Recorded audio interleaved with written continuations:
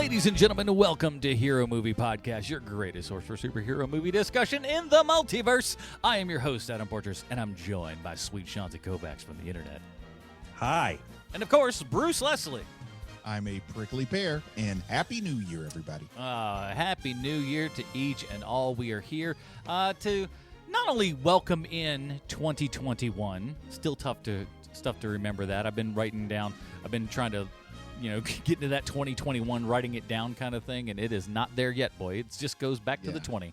It'll hit me hard in the morning. So what we're also doing, just like that, we're looking back to the year 2020 of HMP and looking at a little bit of the good, the bad, and, well, with Bruce, it's going to be the strange. You know that, just kind of going in. Before we get started, though, we do want to say a giant thank you. And one of the reasons that this show keeps going on is everyone who supports us over at patreon.com/HMP. It's first and foremost, I want to say just a giant thank you to all these people. It is it's so awesome that we have a community of people who enjoy what we do, who have said in one way, shape, or form, I'm putting that in a dollar form, sending it to us, and then in return get a boatload of extra content with it as well. This week, of course, we got pre-show, post-show, and Dinger Zone. Dinger Zone, we talked all about 2020 and leading into 2021. It's an Adam therapy session is what it really is. So if you want to hear the stupid insights of my life, check out the Dinger Zone. But thank you to everyone that does that. We really appreciate it, hanging out and doing all the kind of good stuff. Now, for those of you who don't realize the amount of things that we did in 2020 with the Dinger Zone. Let's just run over it real quick, because I don't even think that even sometimes we forget about, the amount of the stuff that we did this year. Dinger Zone, we went through all, 8 Fast and the Furious movies? Plus Hobbs and Shaw. Plus Hobbs and Shaw. That's why I was thinking it was 9, but I'm like, 9 doesn't come out yet. Oh, that's because it was Hobbs and Shaw. So we went through 9 Fast and Furious movies. We went through every Mission Impossible movie, and we went through all the Matrix movies and the Animatrix. You guys got a ton of stuff this year, and we love doing it. And we got a lot of great response from that. And we have the regular kind of Dinger Zones and whatnot, but boys, we accomplished a lot with the old Dinger Zone this year. We even did like a revisitation of Scott Pilgrim. Yep. Oh, right. Yeah, that was fun. So there's just tons of stuff out there and available to you. And so if you would like to help this podcast, and that's the thing, no more advertising this week. Don't worry about that. I can't talk about shaving my tenders. You can't do that anymore. Now, honestly, we sold a couple. So to those of you that actually use that promo code HMP, we really appreciate that. Thank you. It looks good. But they were like, "Do you want to continue on?" Or they offered us like kind of one more thing. We didn't quite reach the threshold that they wanted us to. Would you like to continue on? And I'd rather just give you guys an ad-free show, to be quite frank, Yeah. And the reason that we can do that is because of the people at patreon.com/HMP. Your stuff goes right back into the show. And Lord knows we got a lot of shows that are possibly on the horizon in one way, shape, or form for what we're doing here. To learn more about that stuff, patreon.com/HMP, and we'd like to thank all those. But we welcome our newest member here, everybody. He came in right there. I don't know if it was right at the top of New Year or just last New Year. It's fantastic, though. Brian-Zee coming in at the executive $20 level. Brian, woohoo. Thank you, Brian-Zee. And I believe Sean has a little prepared statement for us. I do. Brian-Zee, when you become a Patreon member, you get your HMP official nickname. And today, through the good folks who invented the internet, have bestowed upon me the power to be able to give the HMP official nickname. Your HMP official nickname from this point forward is going to be Spider-Zee. Spider-Zee. So you can spell it like your name there, Brian-Zee, because it's literally just Z. So I hope he does it like that. Brian, thank you. Welcome aboard, and thank you to everyone else that supports this show. And we hope to see you guys all around the Dinger Zone. And, of course, we didn't get to do one in December just because it was a mad month, but we'll definitely be doing more of the kind of Zoom hangout sessions and everything because it seems we have a lot of fun doing that. And oh, yeah. We really appreciate that and appreciate all of you. So that's it for that little bit of housekeeping there. So this year is a little bit different than what we've had kind of previous years. We weren't able to go out to the actual movies. A lot of releases have been delayed till this year. Will we see those movies this year? Who's to say? Hopefully so. But lot of gaps to fill in everything. So we've got a very interesting kind of award season here that we do on HMP. It's a little bit different this time around, right, Bruce? Oh yeah, but it'll still be better than the Academy Awards this year. Oh my word! Oh. I will tell you this, guys. We normally record this show on Sundays, and we have been during the Academy Awards for the past probably 7 years, right? Something like that. And I've missed it pretty much every time. And, and I was one of those people that for years and years and years just watched it. It was very, I watched just about every movie that was, nominated and everything. And I can't tell you how happy I've been not watching that horrible program over the last couple of years. Because when you watch, you'll go back and see any highlights and you're like, oh my God, boy, I can't believe I used to waste so much time and effort and energy on that. It's not worth it in any way, shape, or form. So thanks to HMP for freeing that little bit up of my life that I don't have to worry about anymore. It's real good. So, Bruce, do you want to go through the categories here since you kind of came up with them? You're a meister. How about we just hit them one at a time? We'll unveil them as we get to them. So we want to start with the first category? Let's do. Okay, so the first category is Thank Goodness for Streaming Award. Things that we were able to watch on streaming when everything was shut down that maybe brought us a little joy. We'll see what you guys think about the winners. You want me to give everybody the nominees? Yes. Now, for everybody, just so you know that this is kind of weirdly how we've done it. I don't know how it ended up being this way, but it kind of does. We've got these categories. We'll name them all out, and then we'll kind of discuss amongst ourselves who we think should win. If it's a 2 against 1, that thing wins. And the nominees are Bill and Ted Face the Music, Old Guard, I Am Not Okay With This, Enola Holmes, and Lego Star Wars Holiday Special. What do you guys think? I can tell you that I am actually afraid to see Bill and Ted Face the Music again because I loved it so much when it came out, and it was so perfect the time that I saw it and exactly what I needed to see that there's no way it's going to be as special if I ever watch it again. That is my winner, hands down. Bill and Ted Face the Music, one of the funniest characters we've gotten in a comedy in about 10 years, I want to say. It is so perfect for when I needed it. It was like the timing of that movie and me coalesced very nicely. And that's not to say that Old Guard wasn't bad. I enjoyed that movie. I'm Not Okay With This. As you know, I am a big fan. I like The End of the Effing World better, but that does not make that a lesser show. I really do enjoy that show. Enola Holmes was also pretty great. Lego Star Wars Holiday Special is the weakest on here, in my opinion, but I would imagine that even the people who made that would say that that's the weakest one of this category. What do you think, Adam? Yeah, I mean, that one it's certainly the shortest, so that's why it gets the second axe from me. It's not the most popular of opinions on this show, but whatever. I was not a huge fan of the Old Guard, so for me, that's kind of at the tail end there. Followed up by Lego Holiday Special, just on account of the fact that it was just pretty short. I agree with you that Enola Holmes and I'm Not Okay With This were both very good. I think I'm Not Okay With This. I would definitely go a little bit better. I think I want to go as far as, because here's how I took this question. Thank goodness for streaming awards. And if you'll remember back to that time, that was the biggest thing that we said at that point is, oh my gosh, did we need this? This is something that we needed to do, and streaming was the only way that could have happened at that particular point. So with that said, I feel like Bill and Ted has to be the winner.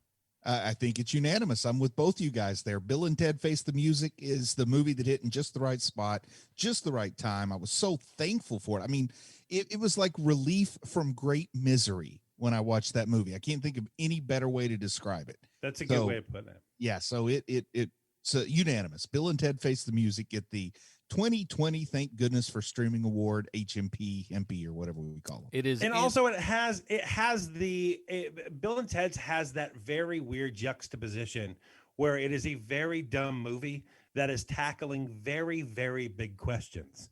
Yes. And that is just a fastball for me. and it also really, really hits the demographic for me and Sean, Gen X parents trying to pass the baton to our kids, that kind of thing. Yes. Let's go to the next category here. The next category is best second season. And we had some good choices for second seasons this year. We had The Boys on Amazon. The Umbrella Academy season 2 was on Netflix. Doom Patrol season 2 was on HBO Max. And then, of course, The Mandalorian season 2 on Disney Plus. And if it's okay with you guys, I'm going to go first and say we covered both The Boys and The Mandalorian in our 30 questions format. And The Boys was a great show.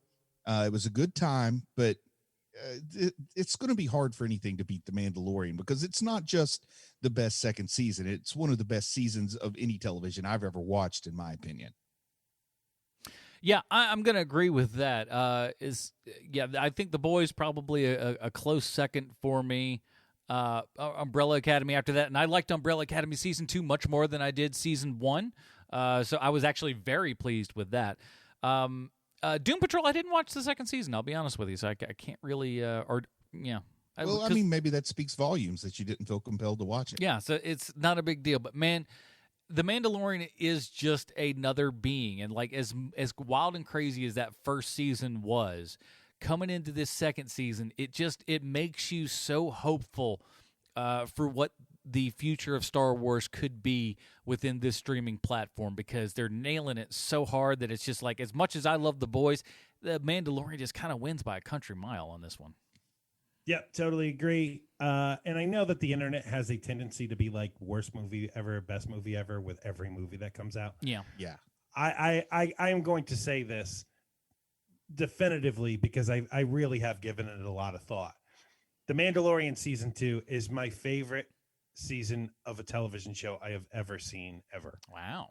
I can't remember another show where it literally made me yell out loud on 3 separate occasions of just happiness. That never happened. That's and so great.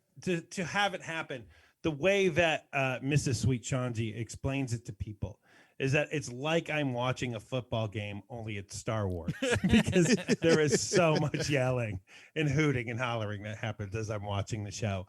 And I am really, really not that guy. That's and a Baby Yoda first down. And so it is The Mandalorian. It is not even close, even though the 3 other choices in this category are all very, very good television. Yeah. It's not even close. The Mandalorian is going to do for streaming television what Star Wars did for movies, where it is going to change everything, the way everything is done. I never really thought about that, but in that kind of like solo thing, streaming only, as you know, other people have done it before, as other people did science fiction before Star Wars, but there was that like watershed moment with Star Wars, like, okay, this is very, very different.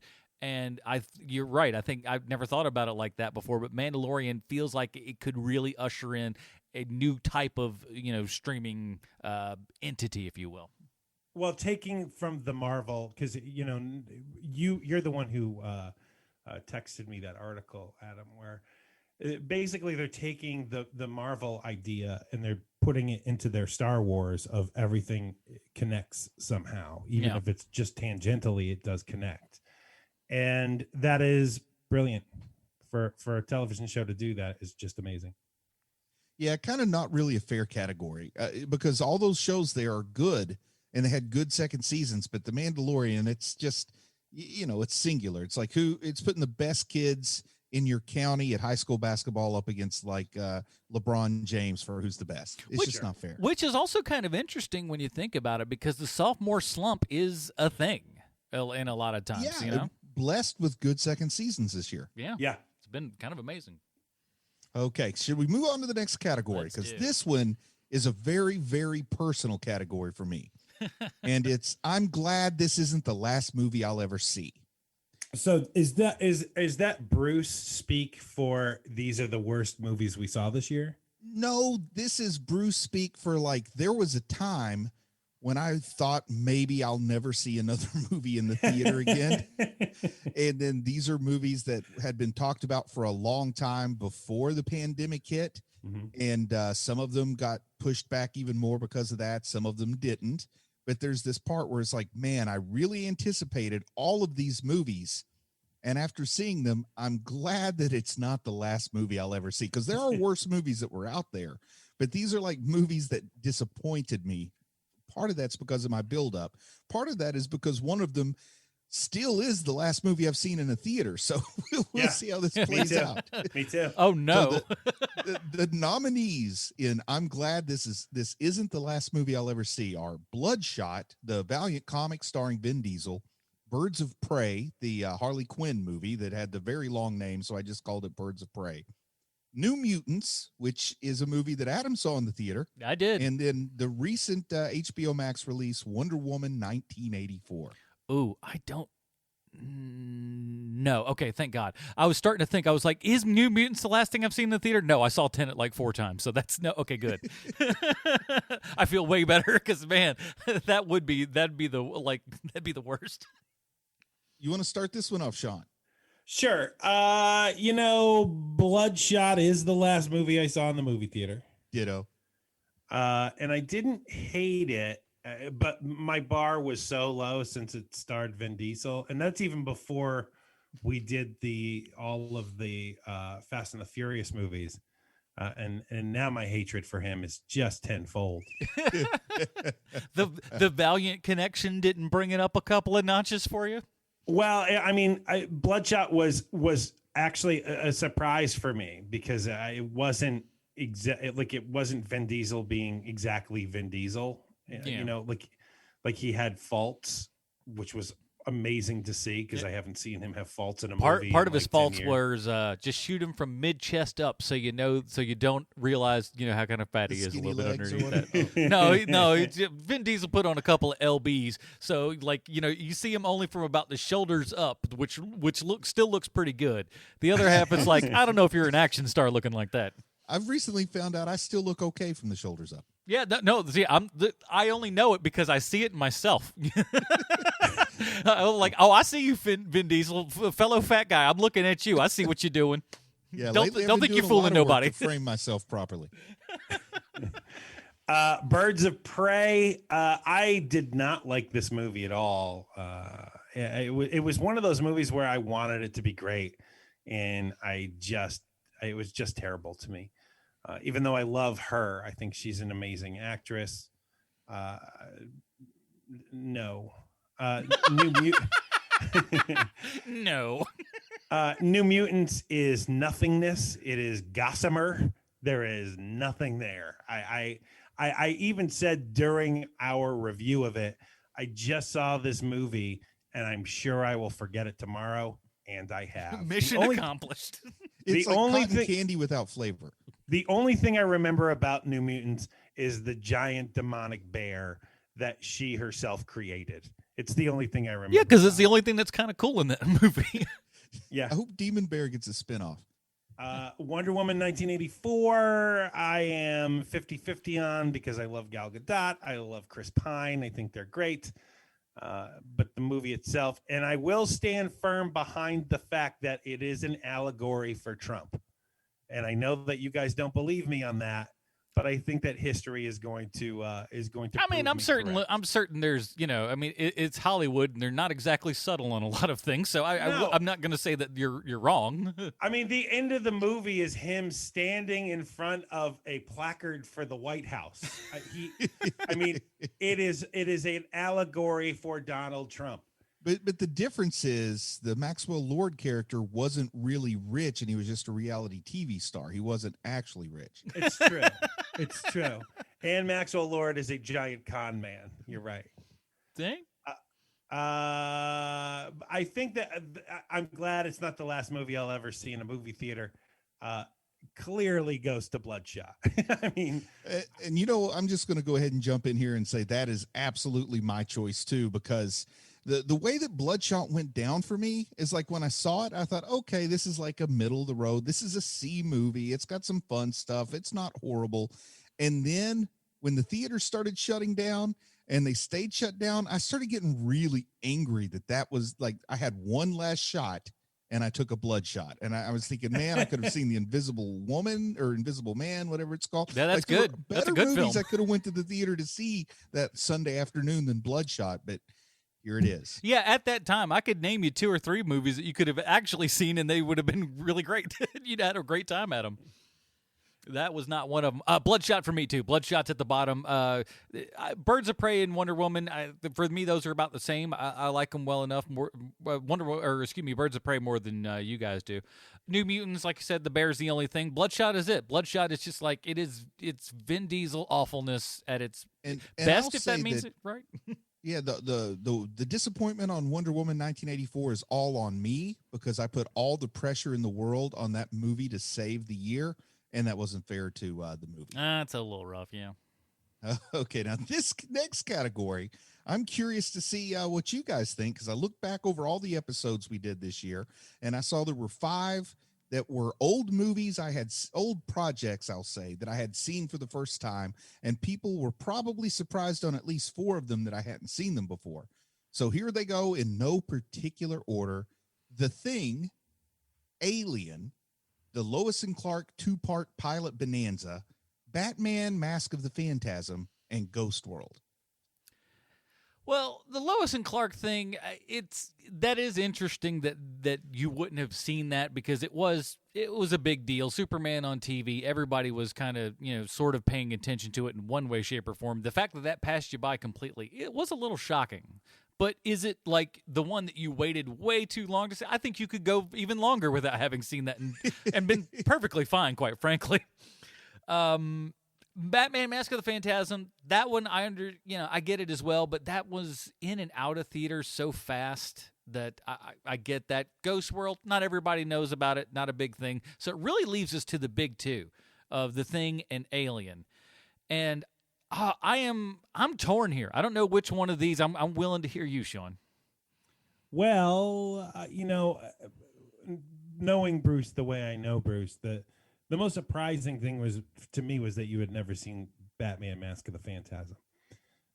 But as far as Ghost World and Lois and Clark, those are very easy misses. It was shocking that you hadn't seen The Thing or Alien. Although I'm really kind of surprised that you had never seen The Thing because, you were a kid who was plopped in front of the television to raise you for a time. And I think that just through that, I'm surprised that you didn't see either of those movies. But the shocker for me is Batman Mask of the Phantasm. No doubt about it. However, to get to Adam's point of this, because he tossed it up between The Thing and Alien. The Thing is my favorite horror movie of all time, and Alien is a very good movie. So for me, it's The Thing. I think I'm gonna go with The Thing, and here's my reason why: is that Bruce has a horror crazy family. You guys love all kinds of crazy horror movies, things that I would be like, you're showing that to a kid? What's wrong with you? But his kids are into it. They get it, and they understand, and they're smart kids, so they're not going to get messed up. But the fact that The Thing hasn't been on your list and that wasn't something that you guys all grossed out to together, really kind of, that's the winner for me is The Thing. Yeah, Silas actually watched The Thing with me, so we got to watch that movie for the first time together and for the first time together. So I'm going to go with that. It's got a lot going on. You guys recommended it highly. It was a tough call. If you ask me tomorrow, I might say Alien. If you asked me yesterday, I might say Alien. But right now I'm feeling The Thing. So I guess that's another unanimous winner. We're on an unusual stretch of agreement here so far. Now, let me ask you this though, because now I'm kind of curious. Have you seen any of the other Aliens movies? Have you seen Aliens? Yes, Aliens was the movie that I think of when I hear Alien. Now, at the same like, time, as a too, kid, that was a tentpole. That was a crowd pleaser. So I saw Aliens a bunch. And you definitely saw one of the AVP movies because we reviewed it. Yeah. Yes. But yeah, I think especially if you started at Aliens and you look back at Alien, it's so much more quiet, and it's a horror movie as opposed to a military action flick. Yeah. So I could see how that might be boring and you might miss it. So it makes sense. Let's go to Next category is best foreign film, because we've covered, I think, more foreign films than ever before this past year. I don't know why. What could have possibly made us have to dig a little deeper in the library? because I there's don't know. nowhere else to go. But we covered at least 6 foreign films. So I've got 6 nominees here, and we'll see what you guys think. But number 1, we start off with Ichi the Killer, then Bleach, then the Russian Avengers movie Guardians, the race car movie Initial D, Lone Wolf and Cub, and finally Super Lopez. I think All our right, most before- listened to bef- podcast is on YouTube is Super Lopez, just to give you a download idea. And they Half all a million. and they all curse at me for not uploading the film. And sadly not eligible to be monetized. No. I need to bring this up because this really does shine through in this category here. Adam, we all 3 of us sometimes will throw suggestions out there for what movie we should watch. Mm-hmm. And I've got to say, for the past year, you really have been nailing it, because there are 1, 2, 3, 4. Was Ichi the Killer you or Yeah. Bruce? It was me. What was it? I get the, Oh, yeah, I get I- the blame on that. Yeah, one. that's right. Because Bruce did that one. Because I think if I would have done it, my thoughts would have prevailed and go, oh yeah, I remember what that movie has in it, but I didn't. So there are 4 movies on here that I very much enjoyed that were your suggestions. And so you really did kill it this year with Thank your you. suggestions, whereas Bruce and I, not so great a lot of the time. So really good job by you. The thing that surprised me the most was Lone Wolf and Cub. Just an amazing experience watching that movie. So fun. I think that I think I might have said it on the air. I don't even remember, but this movie changed my mood. That's how good it was. Oh, I love Guardians so very much. The Russian Avengers Oh my movie. gosh, it's That so is bad. the best bad movie ever made. It is exactly what is in my head for, like, you got to beat this one if you're going to beat the best bad movie ever made. He's a bear now. Just shut up. Oh my God, it's just terrific. I really like Super Lopez. I really like Initial D. Bleach is the least of this category. Yeah, that's true. And Ichi the Killer, I cannot say either way, because I will never watch that movie. He had a Sean's rating for that one, just to remind everybody, was a Joseph Gordon-Levitt as Robin. no, not Joseph Gordon-Levitt. Chris O'Donnell. No. Joseph Gordon-Levitt, because he was Oh. never Because we never saw because he That's never right, exactly. that's right. That's the Robin we never saw. So because he Don't didn't even know see my it, own system here. he doesn't get to, like, that's only been used twice. That's only the second time that Robin has been used. So it's understandable that you don't really. He's a very rare one that Joseph Gordon-Levitt is Robin. But as far as best foreign film, I've got to say it's Lone Wolf and Cub. It was such an amazing watch. I loved it. Where Bruce, do you, since where do you most of come them. down on this one, Adam? Well, I was going to go to you since most of these picks are Okay. mine. Okay, well, I'll just say right off the top, you can make a real easy first cut. You get rid of Ichi the Killer and you get rid of Bleach, because Ichi the Killer is an acquired taste. Not and for Bleach- everybody. Yeah, Bleach is kind of blah, just the definition of mediocre, maybe. Guardians is big fun. Initial D, surprisingly good. Super Lopez, once again, a surprise. Like, I expected this to be one of those you rail on for how bad it is, and it was absolutely charming. Mm-hmm. But out of all these movies, there's only one I would really be excited to, like, just go upstairs and watch again, and that's Lone Wolf and Cub. So that's my winner. Yeah, honestly, of all of these, when I put these up, any of the foreign films that I had suggested this year, the only one that I was actually super afraid to show you guys was Lone Wolf and Cub. I'm like, you're either going to love this or you are going to hate it. I didn't think there'd be a lot of in between, and I was like, man, I may be gambling. And Sean was the one I was the most scared of. I was just like, I'm gonna give him this, but I'm like, oh, I don't know if he's gonna like it or not. And when we started that show out, I don't know if you can hear it in my voice, but there's a little trepidation me going in because I'm thinking like they are going to crap all over this, and it's going to be nothing of me trying to defend a movie that I think is cool for a whole hour. And but no, they were into it, and I was super super excited. I was like, oh, what? Wait a minute, you not only like it, you like it a lot. I was like, oh, this is great. Adam, I love good movies.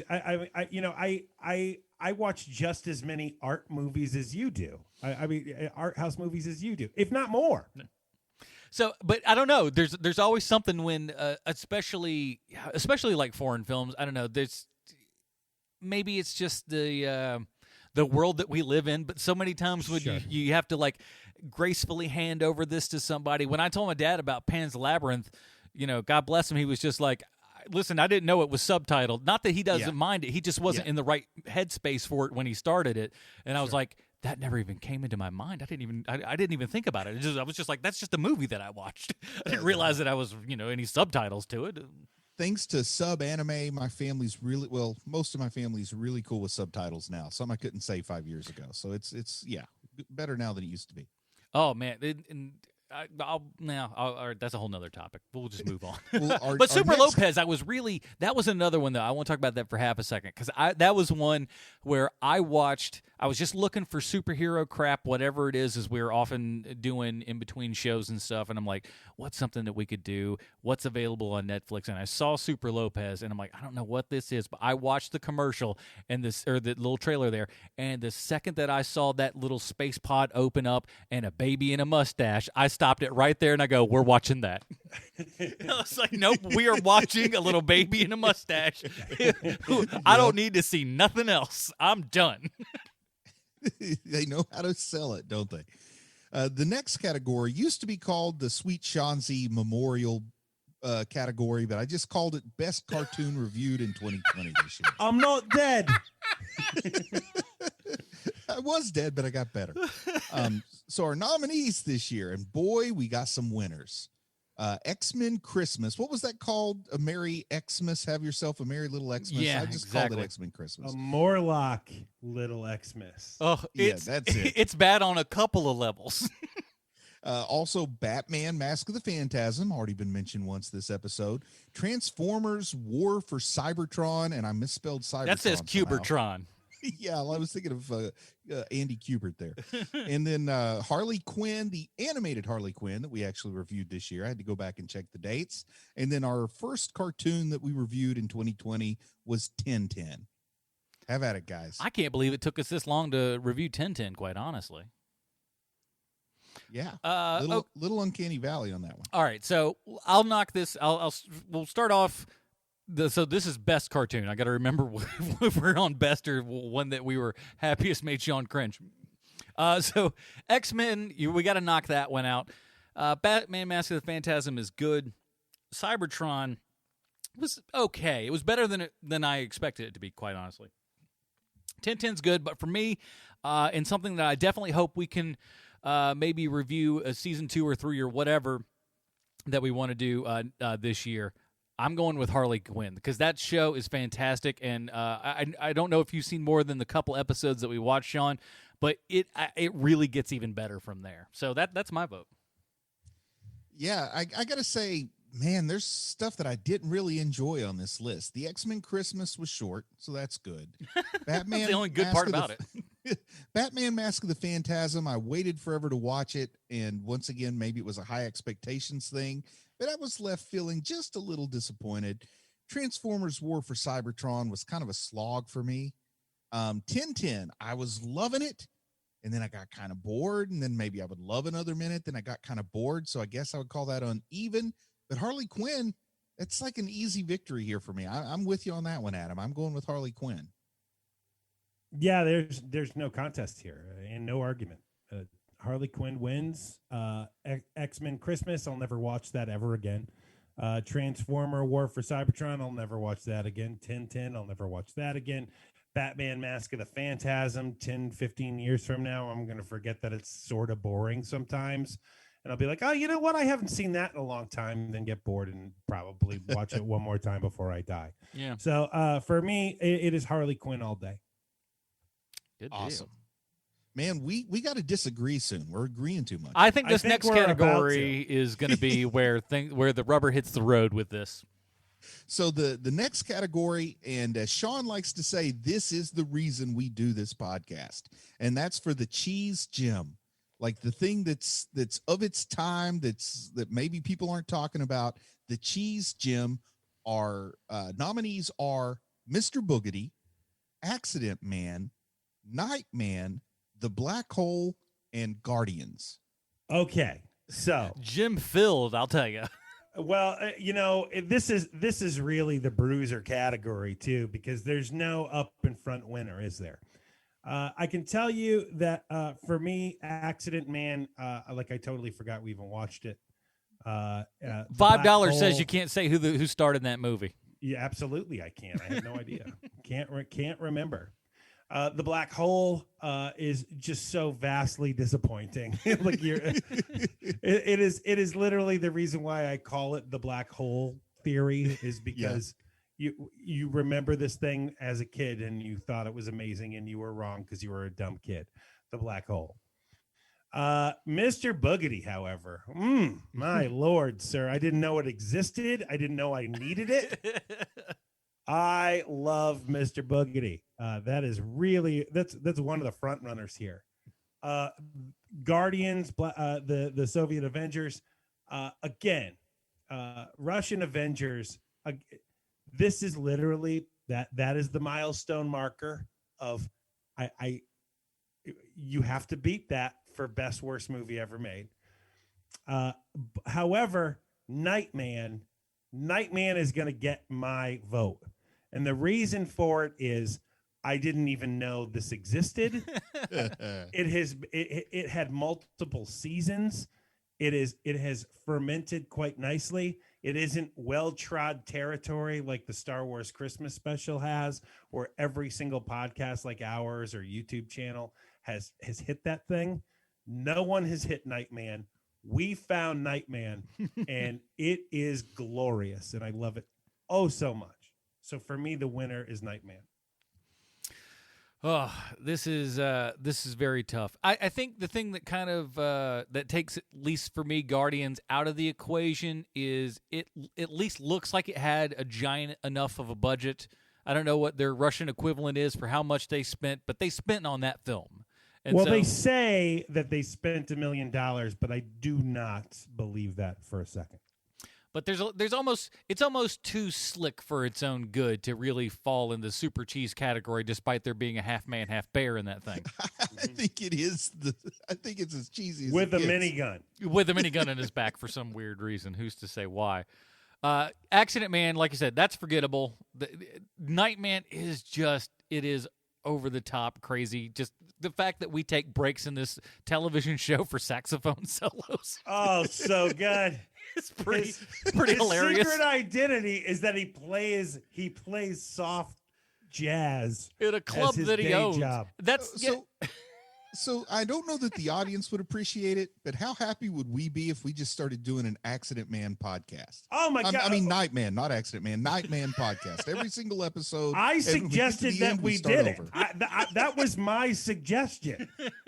And I think it was you, Bruce, who was like, no, we shouldn't do that. Now I we'll don't kill make ourselves. I don't make New Year's resolutions, but I do set goals, and I think our goal should be to just cover Nightman all year. You know, I hate everyone in this show. If you don't know why we're laughing, Dinger Zone, I give up. Was Nightman your winner? I'm sorry, Adam. We totally stepped all over. I the don't time. That care was at rude this of point. us. The Black Hole. I still love the Black Hole for being the one of the best underground gay movies ever. That's not really a gay movie, but I got to go Mr. Boogedy, because when we've got those painted backdrops that look like they were in like a school play in 1973.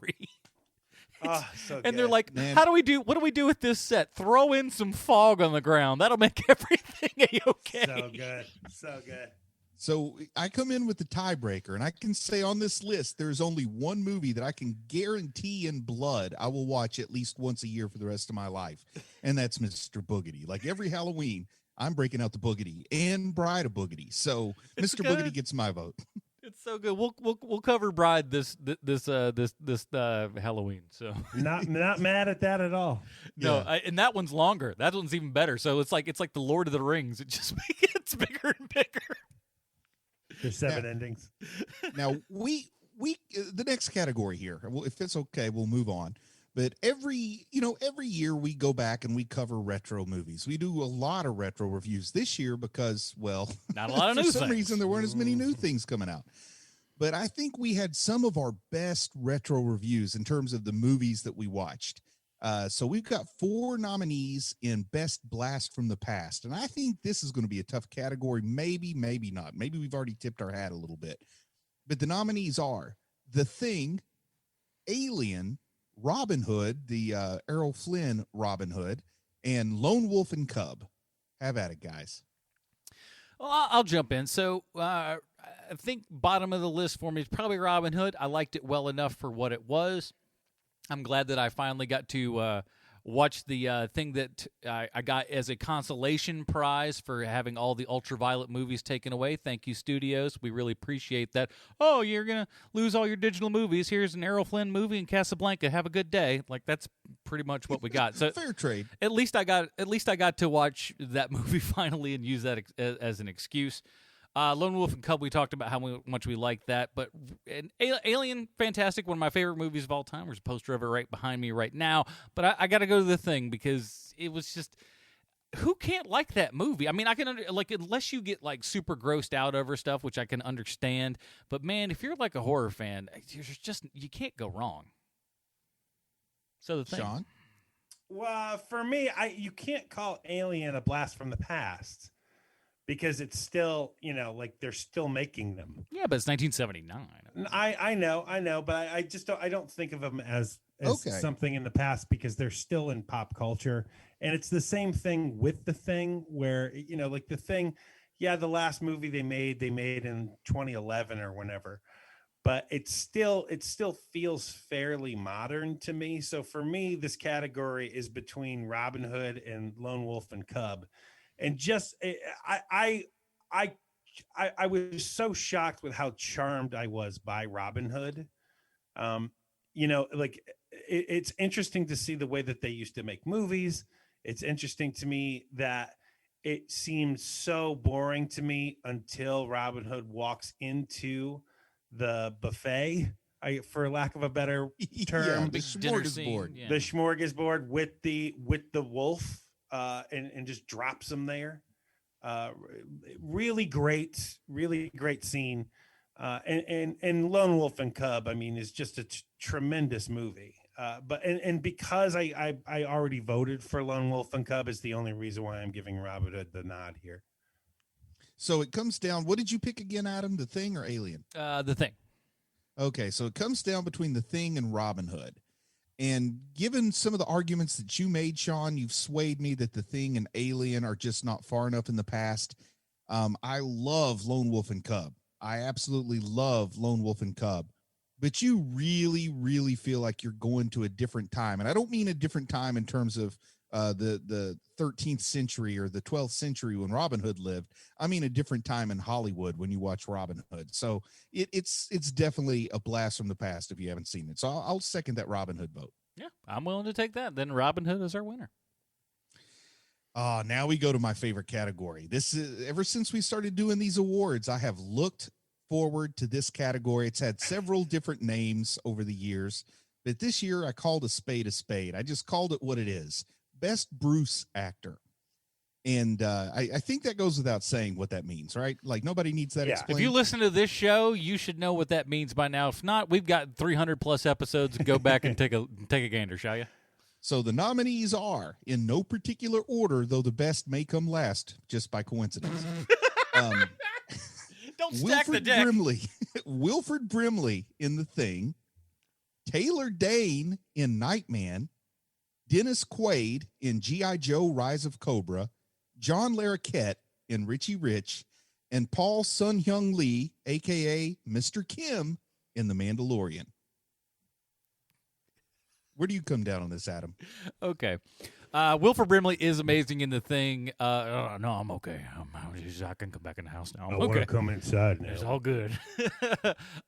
Taylor Dane is actually the best acting performance in Nightman, which is kind of amazing that this singer just comes Even better in. than Hasselhoff? She acts the circles around everyone. Oh, yeah, and the weird Hasselhoff cameo for 2 seconds while he puts down his phone and just goes, I'm in, or whatever the hell's going on in that scene. And there was also the lady that kept forgetting what country her accent came from.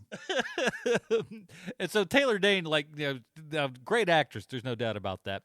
Quaid is so awful in that movie. That movie's awful, and he's awful in it. Mm-hmm. Laura Cat, that's a very Brucey character. He's twirling a mustache and everything. But listen, if we're Bruce and this character, he's mentioned it more than I think I've ever heard him talk about his own children. We're going with Mr. Kim from the for the Mandalorian, Mr. Lee. Yeah, Sean. Yeah, as far as this category goes, it is Paul Sun-Hyung Lee from The Mandalorian is definitely the best Bruce actor of the year.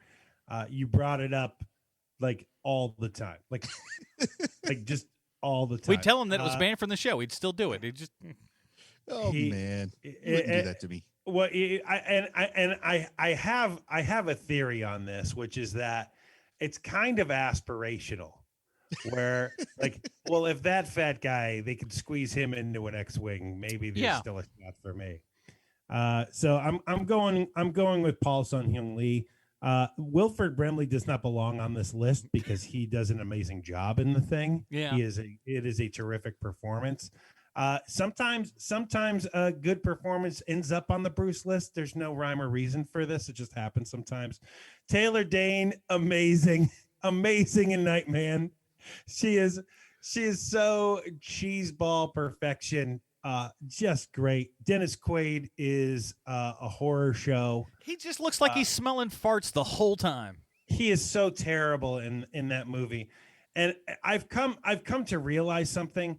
I am a massive fan of Dennis Quaid in The Rookie. The Rookie is a terrific movie, and Dennis Quaid is amazing in it.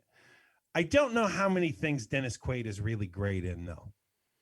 Very few things, probably. And G.I. Joe: The Rise of Cobra is really the thing that really kind of pushed it over the top for me. Like, oh no, Dennis Quaid, I don't think he's as good an actor as I think. No, I've gone back over the last couple of years and even stuff that you go oh, he had to be great in Inner Space. Not really. Mm-mm. Not really. Martin Short's the one who sells that movie. Yes. And Lara Cat, he is about to have a resurgence here, and he's going to be on the tip of all of our tongues because they're rebooting Night Court, and he's going to be in it. Oh, Lord. Finally, they'll shut up the masses yelling for that. Yeah. Of course. Outside with picketing. It's just going to be amazing. But for this category, it is definitely Paul Sun-Hyung Lee for Bruce. I mean, I don't have to say it, right? We know where I fall on this one with Paul Sun-Hyung Lee, of course. But here's something, man. It's going to blow your minds. How about a reboot of Lone Wolf and Cub with Paul Sun-Hyung Lee as Lone Wolf? That'd be awesome. Yeah. Baby Yoda as Cub. Boom. You got it. Okay, all right. Now I'm on board. I was like, okay, I could see that. And then you tip the scales with the Baby Yoda, so I'm... And in fairness to regular, normal people that are not Bruce, the next category is best legitimate acting performance.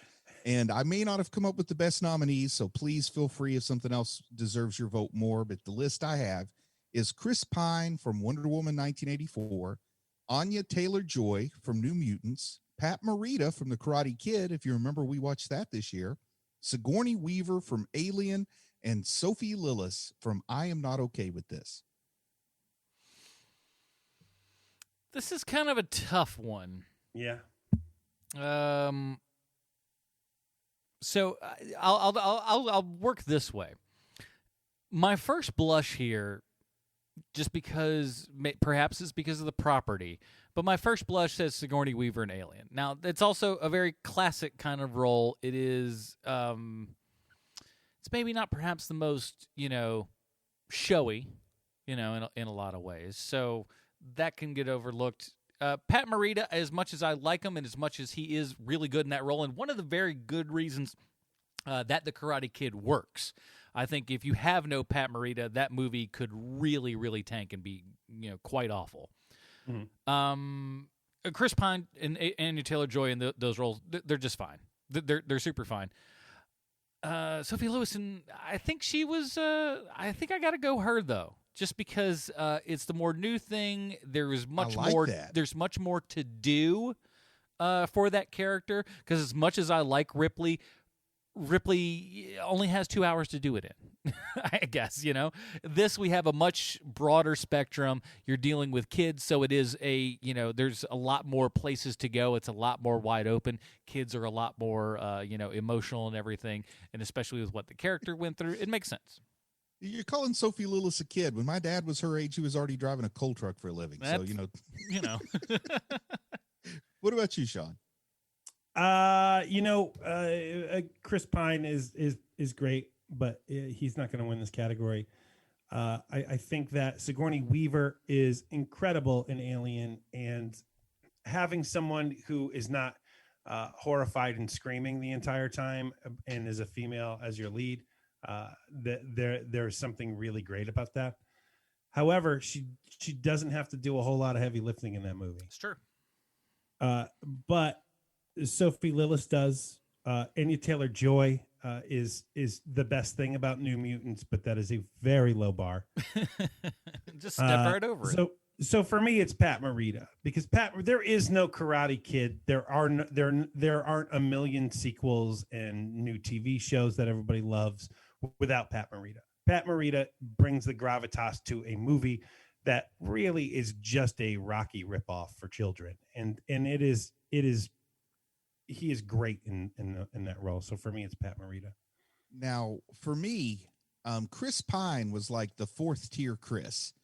I totally didn't really have much respect for Chris Pine. And when I watched Wonder Woman 84, something clicked, and he was he gave the performance I enjoyed the most. There's no probably about it. He gave the performance I enjoyed the most in that movie. So that's why I threw him on here. Anya Taylor-Joy, I know that you had some high praise for her when we watched New Mutants, Sean. So I thought she was a worthy person for the category. Mm-hmm. Sigourney Weaver, I think you guys have covered it. Like, it's an iconic role. She did something wonderful. She sort of redefined the role of the last girl, if you will, going past how Jamie Lee Curtis had defined it to begin with. But it doesn't stand up because it's been done so many times since then. Maybe it does stand up. It's a good performance, but it's just not stand out now like it might have been then to me if I'd seen it. And not for nothing, just even the Ripley character herself in subsequent Alien films got bigger and broader as a character and everything. So she was going much bigger in the sequels than she did in the first one. So that's. And Pat Morita, for me, that performance comes down to when he's had too much sake and he's talking about the horrible tragedies that he had to suffer through during World War II. And, that brings a tear to my eye quite often when I watch that scene. It's a scene that I can remember probably until my dementia gets so bad that I don't remember anything else. I might still remember Pat Morita's performance in The Karate Kid. Sophie Lillis, though excellent, I couldn't tell you which scene I would pull out for your consideration. So I'm going to have to go with Pat Morita. Yeah, that's fair. I like that. And honestly, that's a scene that I had forgotten about, and had I really thought about that scene specifically, that may have certainly swayed my vote. So Pat Morita, congratulations to you, sir. That was on the reel they sent around to the Academy. Oh, for sure. Oh yeah, that area right there, and he was just, gosh, he was so good. Now, Sean, do you want to tell us about this last open-ended category?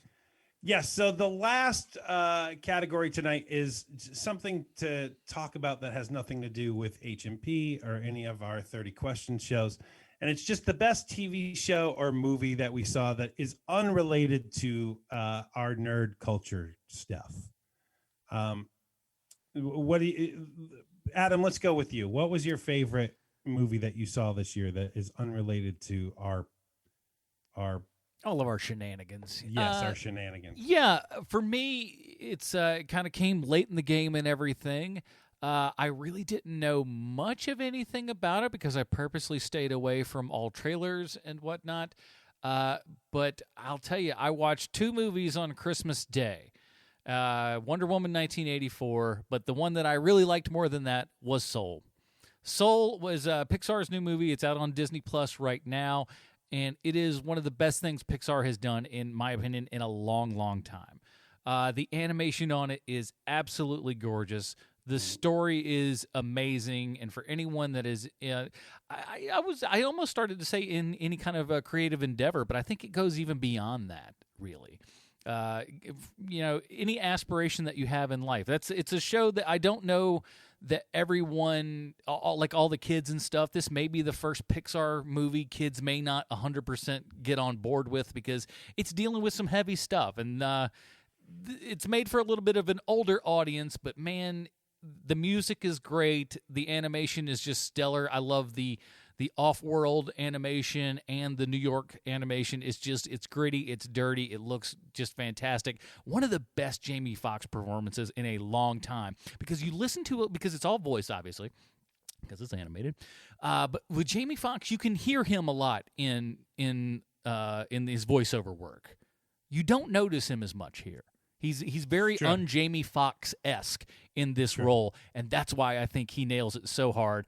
And I'm a big music fan, and I cried like a baby throughout the entire thing. It's so darn good. But that's my vote for the best thing that I saw this year, Soul. Is it legitimate if I pick stuff that's old but it was new to me this year? That's perfectly fine. Yeah. Because when HBO Max finally was able to reach an agreement with Roku, and it was on the TV, about a week before Wonder Woman 84 came out, I watched 2 movies on different categories on HBO Max, and they were both amazing. And they're so different, I couldn't really pick between the two. One is a movie I watched with my 15-year-old daughter, and it is Spirited Away. And I'd never seen Spirited Away before, and it's, it makes lists of the all-time best animated movie ever, time and time again, and did not disappoint. I really, really like Spirited Away. And then another movie, I went to the Turner Classic Movie section. I watched a movie that I thought I had seen before, but as I watched it, it was clear I had never seen this movie, so I don't know what I thought I had seen.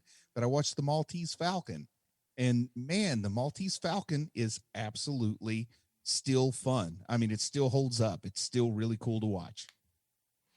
Yeah, it's one of the greats, and I love all those kind of, like, everything from Maltese Falcon, Treasure Sierra Madre, all those kind of early Bogart films. It's just you realize why he was that dude. Yeah. Well, Sierra Madre is the better Bogart performance, but I still think that Maltese Falcon's the better movie. Oh, overall, yeah. And I might even argue Big Sleep may be even better than that. Well, I haven't seen that one yet. It's and also, I like any movie that's built around a character known as the Fat Man. But I think I'm also the same boat with you, Bruce, as far as, like, with the HBO thing. This is the first time that I just watched my first Miyazaki movie, because that was, for whatever reason, just a hole that I had in my movie watching category. Oh, great. So you are watching them now. Yeah, I'm starting to. I watched My Neighbor Totoro, and it was rough one to start with. I loved it. I love My Neighbor Totoro. I love it. It was so good. I mean, everything about it was amazing to me. And so, like, I can't wait to delve into the other stuff. And, like all things that you do that you put off for too long, it's like, oh, why did I not, do this earlier? And I'm excited for that. So that one's on my list as well, Bruce. And as far as Spirited Away, am I wrong, fellas? Nothing like seeing a dude turn into a river. Am I right? Oh man, a dragon then a river. Oh, that's the trifecta. That dude, dragon, river. That dude turned into a river, and I was like, man, how many times are we going to have to see this? This old story. For me, the thing that shocked me the most this year, because I saw a lot of good things, like the Beastie Boys documentary. I really enjoyed that, being a huge Beastie Boys fan. And there's a bunch of things that I saw this year that were made last year, like Jojo Rabbit, just terrific movie.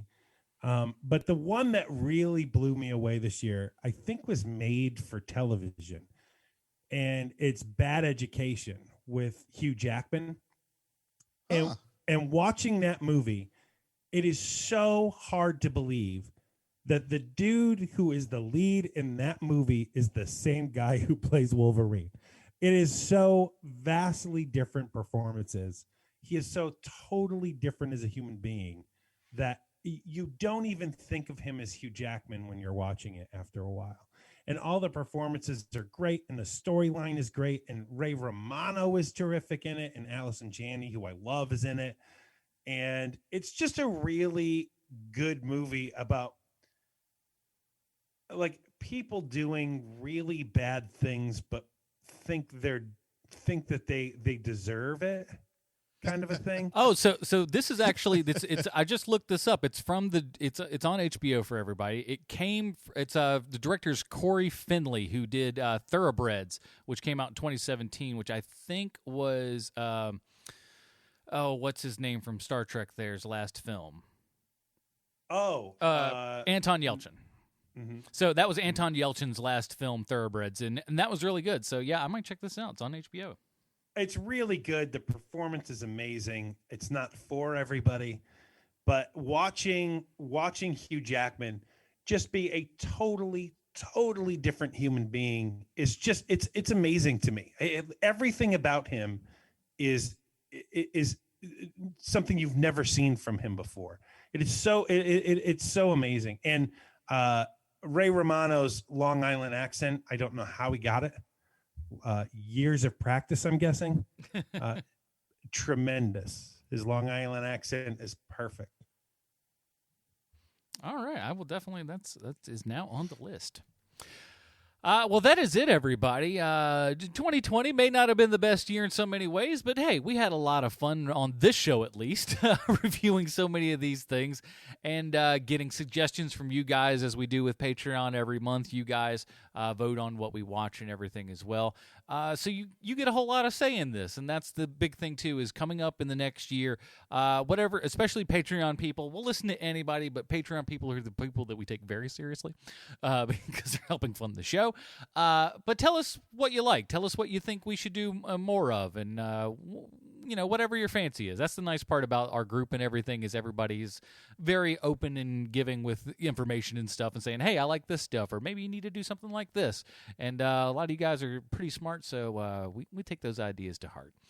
And we got so much other stuff coming down the line. That's the best part, is that we're not stopping anytime soon. We're not sure what we're doing next week, but we'll talk about that in a minute. Bruce, let me ask you a question. If somebody was on YouTube and they were looking for something awesome, where would they go? Oh, man, I want people to go to my Bruce Leslie YouTube channel. I would love for that. I've just started. That is my plan for 2021. That's the new thing. I'm not writing 5 lousy novels this year. I'm not starting 5 new podcasts this year. I'm going to try to give a good solid 12 months of constant output on the YouTube channel. I would love to see if I could get like the same amount of subscribers on the Bruce Leslie channel that we have on the HMP channel. So maybe we can put a link in the show notes or something there, Adam. Oh, absolutely. Links will be in the show notes. And I think the way that we get to the number that we have as far as our YouTube following goes, you just need to upload things that people think are movies. Yeah, why would they subscribe after they realize it's not that? I don't know. I just think enough of something about the algorithm, just like people start searching and they see it, and I don't know. I don't know how. It's all voodoo as far as I'm concerned. But I would absolutely love if the folks listening would be kind enough to go subscribe to the Bruce Leslie YouTube channel. My first video is up, and it is Heroes and Villains episode about Pace Pot Pete. It's a nice, quick 18 minutes, which it's hard to get everything about Pace Pot Pete into 18 minutes, but I had to start somewhere. So check it out. Let me know what you think. And it's just like my podcasting endeavors. If you Adam, you heard those first podcasts. Mm-hmm. You know that I learn quickly. Yes. It gets better. But I think I'm starting from a decent enough place. And if there's parts of it you like and don't like, let me know. But I anticipate some week over week improvement, at least in the first few. I think it's an amazing first effort. Most first efforts aren't even as close to as polished as you've got this one. And I will tell you this, my friend, I think this is the Heroes and Villains final form.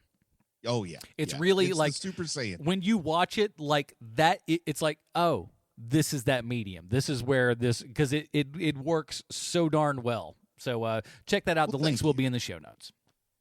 Sean, what else? We have a podcast called 30 Questions that we do, and there's a sundry of 30 questions that we do. Everything from The Boys season 2 to The Mandalorian to we did Clone Wars. We did Super Train or whatever the hell that show is called. Snowpiercer. That's it. Snowpiercer. So please listen because we got a new one coming up fairly soon, I'm pretty sure. Yeah, it's called Soul Train 30 Questions. What's Don Cornelius wearing this week is always question number 1. Oh my Lord, we have a lot to go by since that show ran for 150 years. It did. It was just like it was always on. Oh, thank you very much, Clarissa. That is it, everybody. Thank you for joining us in 2020, coming into 2021. You see, I told you I ain't got all the things right. Wow, you're way behind. Simpler times 2019. But we'll go into 2021 full steam ahead here. We'd like to thank all of you guys for that. For Sweet Sean Kovacs from the internet, Bruce Leslie, I'm Adam Porters. Stay super, everybody. Bye, Marty and Evie. Should all acquaintance be forgot and never brought to mind? Should acquaintance be forgot in days of old lang syne? Should all acquaintance be forgot and never brought to mind? Should all acquaintance be forgot in days of old lang syne?